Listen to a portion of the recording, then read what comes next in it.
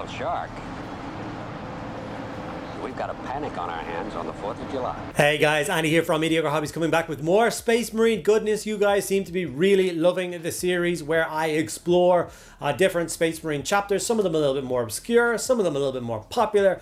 Do a painting video on how to paint up a basic model from that chapter and give you guys a little bit of the lore and background about them as well. The one I have chosen today has been requested many times. It is a rather interesting scheme and it's a rather interesting Space Marine chapter. They're originally known as the Shark Marines, if you will, but they're of course now called the Carcharodons, one of the Badab Wars chapters of Space Marines. They are quite interesting. They've got some interesting story and background that I'm looking forward to bringing into this video. Now, before I get into it, I just want to say a huge thank you to all of my patrons.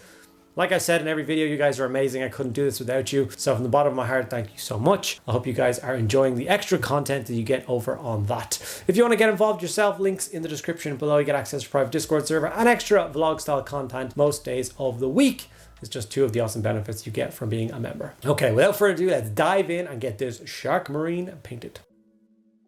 Okay, so this is, of course, the standard Assault Intercessor, the model that I've been using to represent all of the Space Marine chapters that I've done so far, and the one I shall be using for the Carcharodons here today. I am going to give you guys a little note at the beginning to say that I'm not going to try and freehand the chapter symbol. I don't have the skill to freehand stuff, as I couldn't draw a straight line with a ruler on a piece of paper. So unfortunately, the shoulder pads on this miniature will be left blank at the end of this video. I do wish that I got my hands on some transfer sheets, and I think I should work hard in the future to try and to gather these kind of transfers before I do these videos. Kind of plan out the next 10 Space Marines I plan to do in this series and make sure I get some chapter symbols for them. But before I get into that, I'm just going to go quickly through some of the information we have on the Carcharodons and why they are such an interesting chapter of Space Marines. They were dispatched into the outer darkness upon that first day of exile, there to ravage the foes of mankind until their final atonement. Their Forgotten One gave them remit unbound to set about the traitor, the alien, and the renegade without mercy, and to harrow them in their place of strength. So began their long hunt. They hunt still.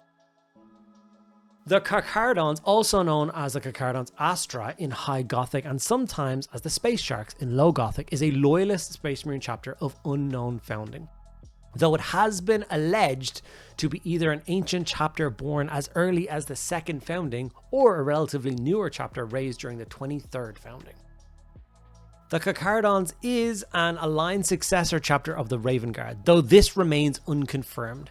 They participated in the later stages of the Badab Wars, returning from the Outer Void to punish those they saw as traitors to the Imperium of Man and the Emperor.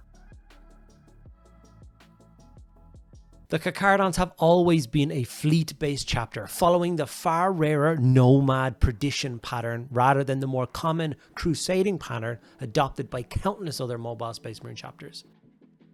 In recompense for their role in the Badab Wars and with the tactic agreement of the Firehawks, the new Masters of the Mantis Warriors chapter's territory in the Idmwancha cluster, the Carcharodons received permission to harvest new recruits from this promising group of feral and feudal worlds of the Maelstrom Zone. Ransacking the Mantis Warriors' hidden armories and bases, the Carcharodons then departed from the Ultima Segmentum, embarking again on their solitary crusade. However, since the creation of the Great Rift and the start of the Era Indomitus, the Carcharodons have been granted the Mantis Warriors' former homeworld of Othsa to do with as they please. The founding of this Space Marine chapter remains shrouded in mists of long-lost antiquity, thousands of standard years in the past, though it has been stated in Imperial chapter records that the Carcharodons have been serving the Void Father, which is the Emperor in their tongue, for 10 standard millennia. This alone would not be enough to warrant special consideration, but the Carcharodons' mystery has not lessened in recent centuries. Rather, it has grown with each bloody deed and unexpected strike the Carcharodons perform.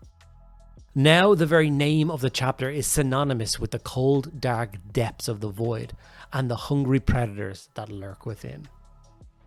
Some other notable pieces of information about the specific Space Marine chapter is something called the Grey Tides. It is the duty of the Carcharodons Harvester Prime, beyond the duties of the captaincy of their company, to ensure that the chapter is consistently supplied with arms and equipment. They are also responsible for seeking out ancient archaeotech on long-lost worlds that lie within the vast void of the Outer Dark. The acquisition of technology is known as the Grey Tide. Through ancient pacts with the tech priests of Mars, the Carcharodons trade this lost archaeotech for weapons, power armor, equipment, and even vehicles. In times of desperation, the Carcharodons do not always adhere to the tenets of their ancient pact with the priests of Mars, and will often utilize the Grey Tide as a means of leverage when negotiating with their renegade brethren from the Ashen Claws for the acquisition of fresh initiates. When it comes to building an army of space sharks, there's also a lot of kind of background information that would back up quite an interesting chapter of Space Marines in terms of what units and equipment you can take. For instance, during the Badab Wars, the Carcharodons chapter demonstrated a number of highly distinctive traits and trappings that set them apart from their brethren fighting on both sides of that conflict. Their equipment was observed to be of ancient provenance. Much of their arms, vehicles, war gear, and other technologies were of designs and patterns that covered the span of the Imperium's breadth and history. Examples include such ancient weapons as the Phobos Bolter and the widespread use of Mark V Heresy pattern power armor by the Carcharodons chapter battle brothers.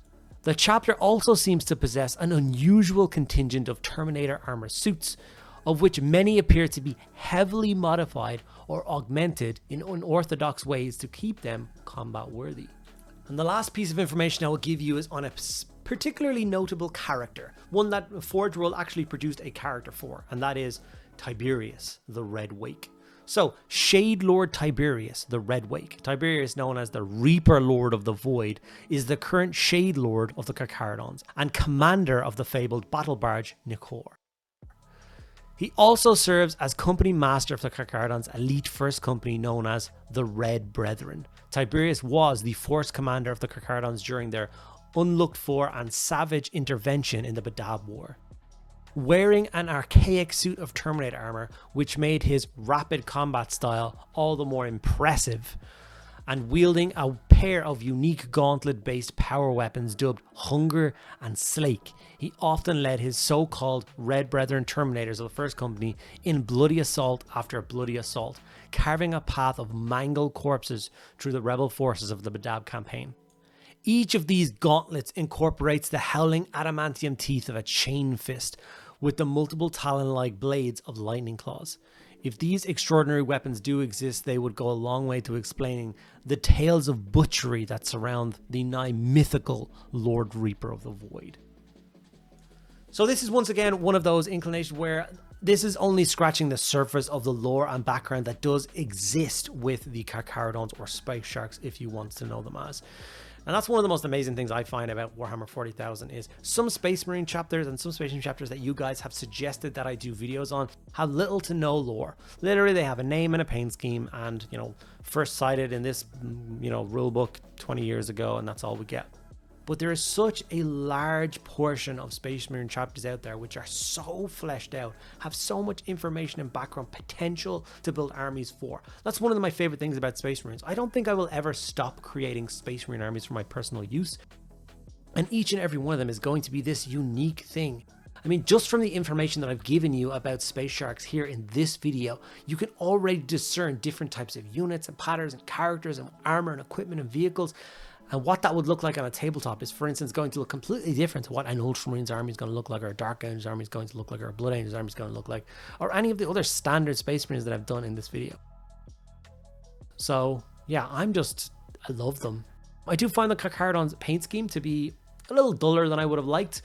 Obviously, the grey and black are not really poppy colors. I think if I was to go back and redo this video, I would more tie his helmet in with Tiberius himself, who has the kind of like the lower part of his faceplate is in like a bone color.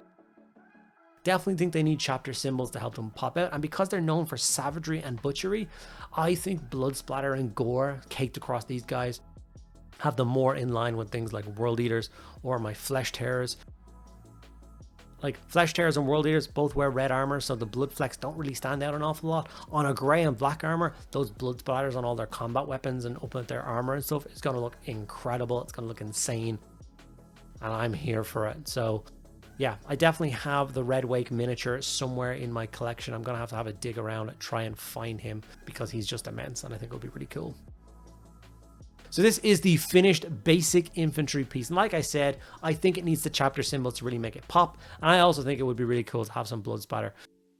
Gray and black is quite a simplistic color scheme, but we've gotten a really nice, neat coat. I think you play this across an army and get all those other bits in place. Like I said, I think as a collection of miniatures, it's going to stand out and it's going to look pretty cool. Especially if you, like I said, you pay into that aesthetic and you get some extra bits and pieces for them, some shark motifs. There's even a funny picture out there of Forge World playing a prank on people where they talked about Space Shark jet bikes coming out. I'm not going to put it in this video because I want you guys to go and Google it yourselves and see what they did. But yeah, just Google Carcharodon or Space Shark Space Marine bikers and I'm sure you'll get a good laugh out of it. Thank you guys so much.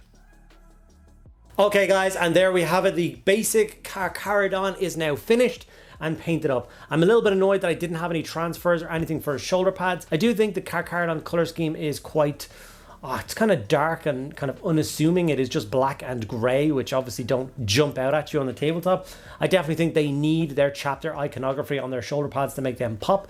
So hopefully I can find some third-party Carcharodon decals somewhere online. I also think they would do with, if any of you guys are aware of like Grey Tide Studios, I've done some videos on their stuff before. I'm not sponsored or affiliated with them in any way. I just really like their stuff. Did a lot of them for my Black Templars. They would do well with having a whole host of extra bits and stuff that they could add on to Marines to really make Carcharodons pop and jump at you. The kind of Maori aesthetic I think would really kind of do with having those extra pieces. So maybe that's something somebody can look at in the future. I think this chapter deserves it. Hopefully you enjoyed this one. If you did, let me know in the comments below. Let me know if you have any idea where I can get some chapter symbols for these guys, and make sure you give the video a like and that you're also subscribed to the channel so you don't miss out on all future Space Marine updates and all other updates as well. It takes 2 seconds out of your day, but it means the world to me.